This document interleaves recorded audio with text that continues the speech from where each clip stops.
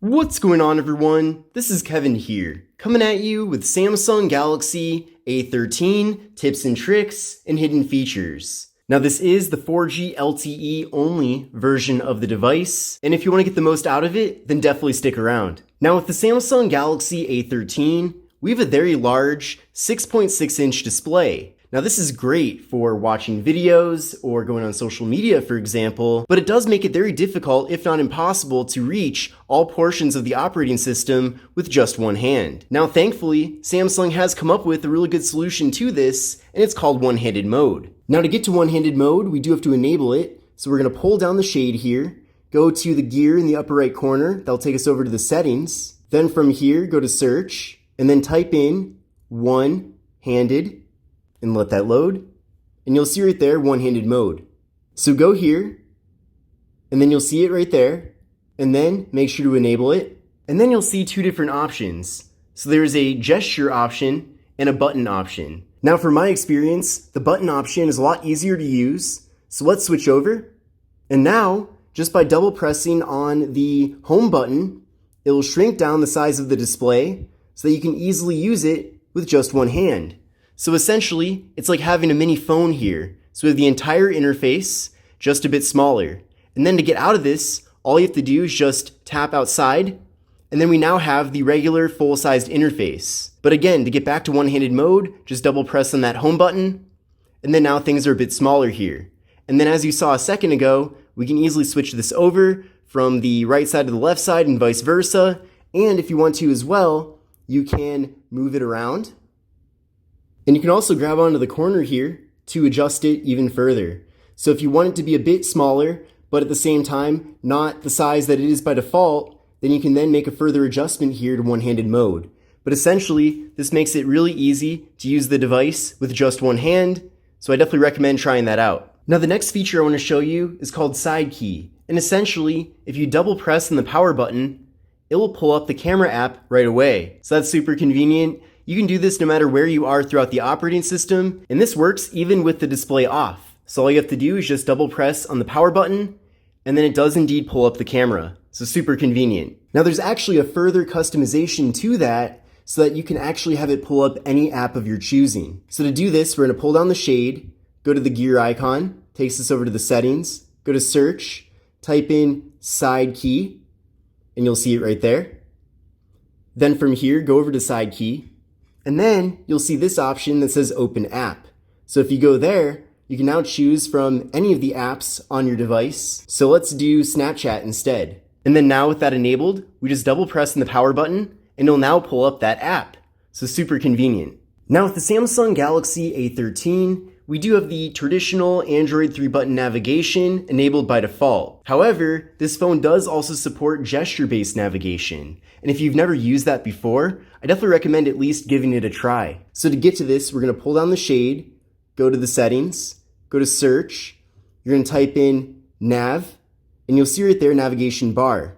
Go there, then go here, and you'll see a variety of different options. Now the first option is to switch between buttons and gestures, but you'll also see here an option that says button order.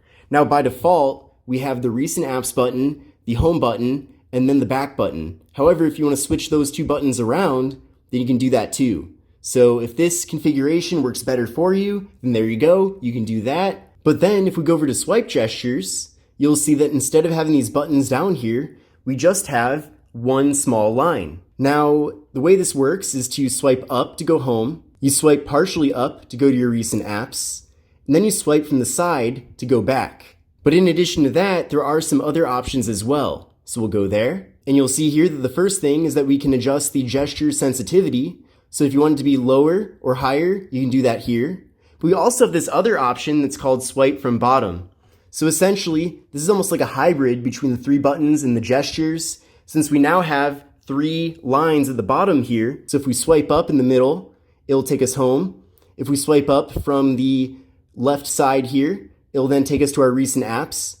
And then if we swipe up from the right side, it'll then take us back. So these are all different ways to navigate around your phone, and you might be more familiar with the 3-button navigation, but I still recommend at least trying out all of these so that you can get a better idea of what you actually prefer. Now, one of my favorite things about Android is how much you can customize things. You can put apps wherever you want. You can also choose what you want on your home screen versus the app drawer. But another cool thing too is that you can actually totally hide an app, or multiple apps for that matter. So I'll show you how to hide an app so that it doesn't show up in the app drawer or on your home screen. So what we're gonna do is go to the app drawer, and then in the upper right corner, you'll see those 3 dots. Go there, go to settings, and then you'll see right here, hide apps.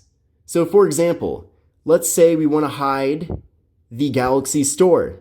So check that off, and now you'll see it's under the hidden apps. So once we go to done, you'll see that the Galaxy Store is now missing from here, and it's nowhere to be found throughout the app drawer. It's also not even in the Samsung folder. So it is totally gone right now. However, if we want to bring it back, we then go up to that same area, go to settings, go to hide apps, and there it is. We can now take this out of the hidden apps, and then now you'll see that the Galaxy Store is back here in the app drawer. However, it doesn't actually put it back to where it was before, so you still do have to do that.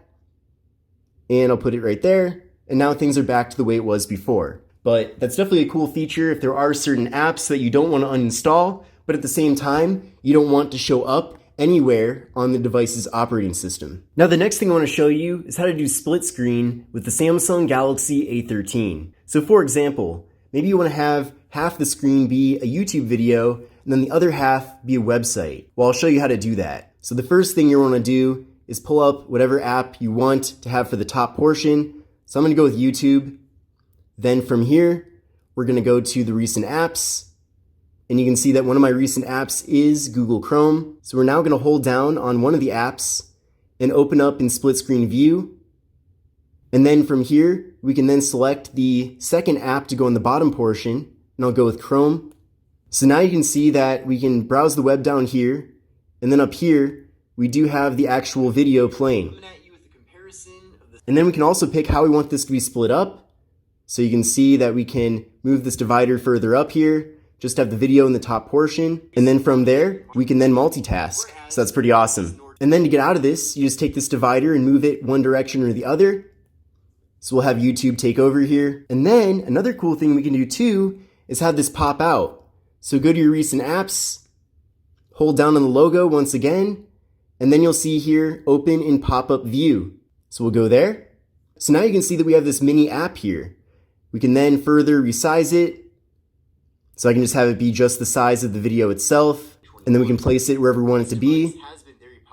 And in addition to that, we can change the transparency. So if you want it to be pretty transparent, that's another option too, so that you can still see what's going on behind the video. So certainly a really cool way there to further multitask on your device. Now moving on, the next thing I want to show you is how to take a screenshot with the Samsung Galaxy A13. And it's as simple as just holding the volume down and power button for about a second. And there we go, we took the screenshot, and then from there, we can edit it or share it. Now then from here, we're going to go over to this other section called Motions and Gestures. So go to the search in the settings and type in Motions, and you'll see right there, Motions and Gestures, so go there. Then go here, and you'll see that we have a bunch of different things here. Some of them are already enabled by default, while others are not. So we'll go down the list. You can see the first one is called Lift to Wake. So if you enable that, it'll actually turn on the screen when you pick up your phone. Another one here is called Double Tap to turn on the screen. So I'll turn the screen off right now. And then if we double tap, it will indeed turn on the screen, which is pretty cool. This other one is called Double Tap to turn off the screen. So if the screen's on and you just double tap in an open area, like right here, it turns off the screen. So that's pretty cool. We also have Keep Screen On While Viewing. So if you enable that, then essentially it uses the front camera to know that you're looking at the screen, so it won't turn the screen off. We also have Alert when phone picked up, so your phone will vibrate when you pick it up after missing a call or message. We also have Turn Over to Mute. So with that enabled, you can mute incoming calls and alarms by just turning your phone face down, which is pretty convenient. And then we also have Finger Sensor Gestures. So you can open and close the notification panel using the fingerprint sensor. So we'll go here and enable that. And then now, by just swiping down on the fingerprint sensor, we can lower the shade here. And then if you do it one more time, it'll lower it even further to access these various toggles. And then if you swipe up on there, it will get the whole notification shade away. So that's especially convenient because you can't really access the top shade here without using one-handed mode if you just want to do it with one hand. So now by having this enabled, you just swipe down on there, and then you can easily access all your various notifications without having to actually move your thumb all the way to the top to pull down the shade. Now the next thing I want to show you is a feature called Dual Messenger. So essentially, this supports certain apps, but you can have two copies of the same app. So for example, Facebook doesn't support multiple accounts on the same app, at least not very well. So if you want to have two Facebook apps with one going to each account, then you can actually use this feature. So to get to this, you're going to go to Dual, and you'll see it right there, Dual Messenger. Go there, and you can see here that there are two apps actually on the phone right now that do support this. So it's Snapchat and regular Messenger.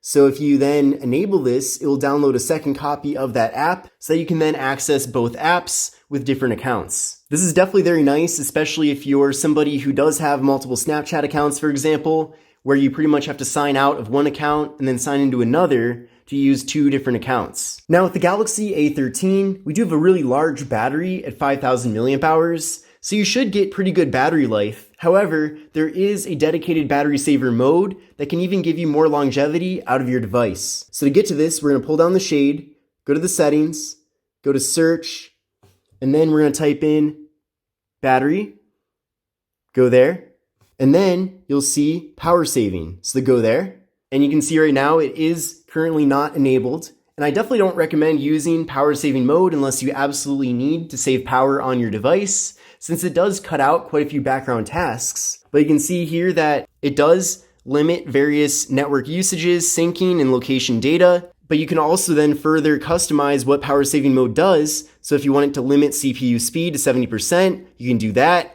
You can also have it decrease brightness by 10%, and it can limit apps in the home screen. So with all that enabled, you can then turn on power saving mode, and then you can see here we have a really simple version of the device. Essentially all we have is the phone app, messages, and internet and settings. So it's definitely a very kind of bare bones setup here, but at the same time, it's going to give you a lot more battery life out of your phone. You can see right here, currently it actually is giving us 5 days and 4 hours out of this. So certainly a really cool feature to have. But again, I wouldn't really use it unless you're in a situation where you absolutely have to, because you really are limiting the functionality of your device to just a few of your core main apps. Now with the Galaxy A13, when you do go to the lock screen here, you'll see that we do have this clock widget. Now you can actually further customize that, and I'm going to show you how to do that right now. So we're going to go to the settings, go to search, type in clock, and you'll see right there clock style.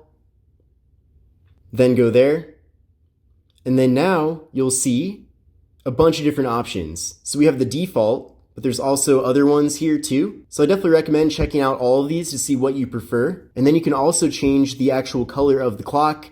You can pick various gradients. You can also pick even more colors. So choose whatever you prefer. But then from here, you can see I picked that one. And then now on the lock screen, we have a different style clock here. So kind of a cool customization, and certainly something I recommend trying out if you just got your device. Now if we head back over to the settings, we can go to the display settings, and there are some interesting things here. The first thing is that you can pick between light and dark mode. You can also go to dark mode settings, so you can set a schedule for this as well. So if during the day maybe you want to have the light mode, and then at night you want dark mode, you can have that selected here and configured. You can also see that there's an option for adaptive brightness. Essentially based on the brightness of the room that you're in, it will change the brightness of the display. Now for the sake of making these videos, I do have adaptive brightness turned off, but I do recommend checking that out. We also have Eye Comfort Shield.